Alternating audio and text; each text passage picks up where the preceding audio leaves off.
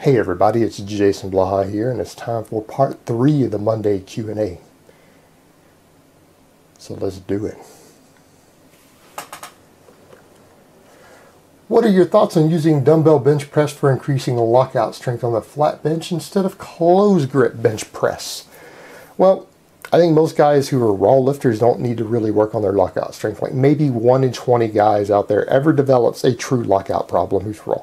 This is too much equipped benching coming over into the raw world. So make up your mind. What are we doing here? I'm going to assume you're raw because you didn't say I'm an equipped lifter. In which case, none of those matter. If you want to build more tricep strength, do close grip bench presses and skull crushers. Problem solved. Bam. Do them heavy and your triceps will get stronger. Stronger triceps will give you more lockout strength. Now, do dumbbells have their place even for a strength athlete and a power lifter? Absolutely. They can be useful for when you want to train unilateral training. And I think they're really good for, say, one-arm dumbbell floor presses. Are a very, very good accessory exercise for increasing your bench, particularly if you feel like you have one side of your body that's weaker than the other, right in that mid-range. If you get one side that tips down a little and your core maybe isn't stable enough and you want to increase stability on the bench, it's a good accessory exercise because you have to stabilize just that one side at a time off the floor. So they're useful for that, and they're useful for getting a better stretch reflex at the bottom, which can be useful if your pecs are lagging a little bit as a serious power bencher and you feel like your actual pecs are a weak link and pause benching isn't getting the job done. That's when dumbbell benching becomes a good accessory for you to put some more meat on the pecs, because you can get that deeper stretch at the bottom that you may not be getting as you get bigger and thicker as a power lifter. Your range of motion reduces on the bench press. So if you want to get a little more pec activation because you feel your pecs have gotten big, but they're getting big enough that they're reducing range of motion, therefore reducing the amount of stimulation they're getting for additional growth, then by all means use them for that type of accessory. But increasing the lockout strength, no, that's just silly.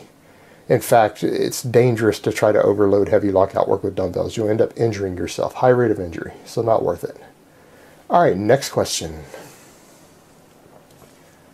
What makes some people squat more than they deadlift? Not in the novice range, but rather the very advanced. I see guys pulling like 500, yet squatting 550. What kind of leverages allow this?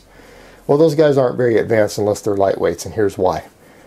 Those are equipped lifters, or those are guys using super knee wraps. You got to remember, and people are going to argue with this all day long, but I've given you guys the info proving it to you. There are guys getting up to 100 pounds on their squat out of the newest knee wraps. And for anyone who wants to argue, then let me ask you this. Why does Dan Green, the world record holder, both with wraps and the world record holder without wraps in the same weight class, so he is the best of the best in both, why does he squat 100 pounds more for his record with wraps and without? He's getting 100 pounds out of the wraps, or else he would have broken his unwraps record also and put it up higher so that it was less than 100 pounds apart.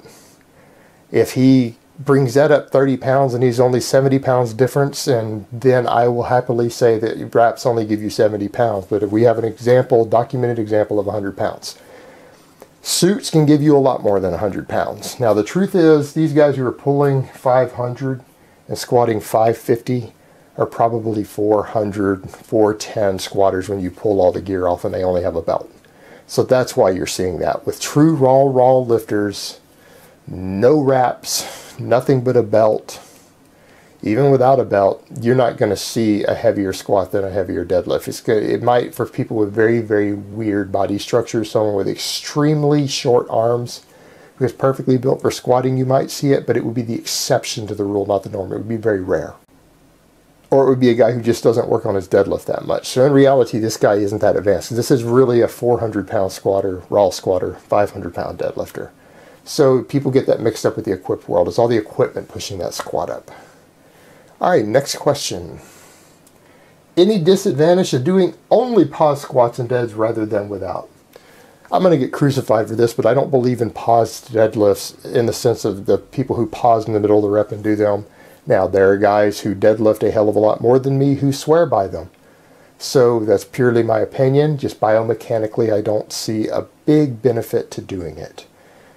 Just from the strength curve perspective, I don't see why they're doing it. They're successful in spite of it, not because of it. So, but if you mean paused on the floor, I think that's the only way people should deadlift. I'm not a fan of the touch and go deadlift. So if we're talking about pausing just regular resets on the deadlift, I'm a massive, massive fan. I think that is the way to go. No disadvantage. Pause squats, yeah, you lose a stretch reflex. You have to retrain the stretch reflex when you want to do your best, say at a meet, or you're wanting to try to get maximum development. Now, we could argue, and I can't get a clear answer from any physiologist I know. I've heard very logical reasons why both the pause squat and why the normal squat with the stretch reflex might actually induce more hypertrophy.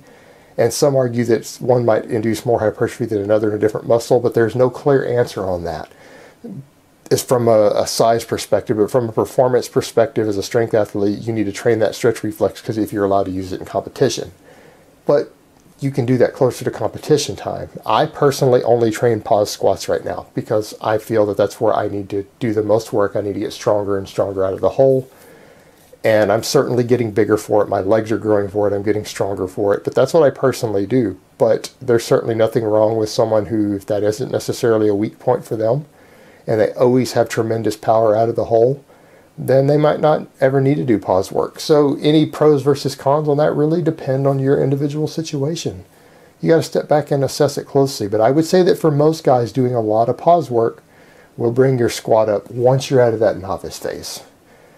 And you can handle some decently heavy weight with the stretch reflex. Then it's time to come back and do the pause work. All right, guys, that's really all I have to say on that today. I hope it has been informative, and I will talk to you guys next time.